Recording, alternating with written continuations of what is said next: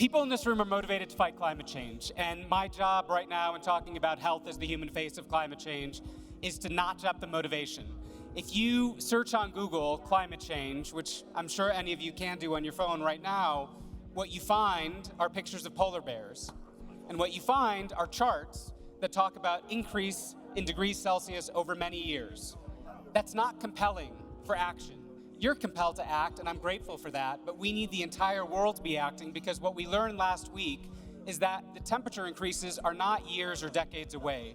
Last year, the world was 1.48 degrees warmer. 1.48 degrees warmer when our goal was to prevent an increase of 1.5 degrees. So we are on the cusp of irreversible effects of climate change. And polar bears, while all of us want to be motivated by endangered species and animals, are not nearly as compelling as the human face of climate change. So let me tell you about a boy I met a year ago when I visited a Maasai community in Kenya. His name was Kasaine. What is it tonight? For those who don't know, the Maasai are an indigenous community. They're pastoralists. They're not contributing to climate change, but they are dying in the millions right now as we sit in Davos because they don't have enough food. And the reason they don't have enough food across the Horn of Africa, across the Sahel region of the continent, is because of successive years of extreme weather. And that in some countries means floods, in some countries it means drought. In their case, it means their livestock, millions of livestock, are dead. So these people who live off of the land, who live in harmony with nature, don't have enough food to eat.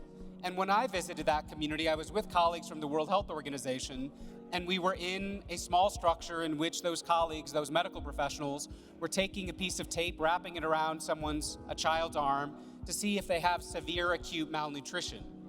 And in one case, a boy named Kasaine, he is malnourished.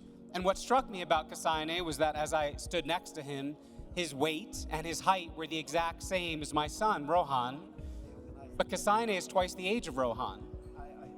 That he will never recover from. And when I looked to the mother of Kasaine, who was sitting with me, I saw in her eyes exactly what any of us would feel if we were looking at our loved ones.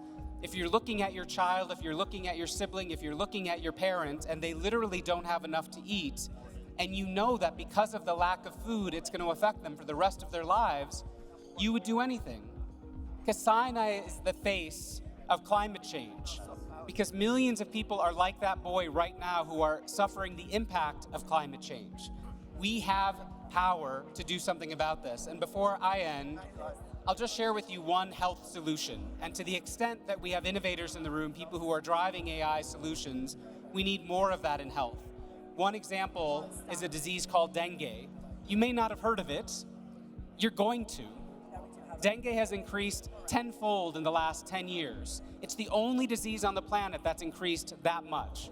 400 million infections in 1 year, and by 2030, it's expected to affect 4 billion people. Climate change has a human face, and it has an urgent impact right now. Thank you.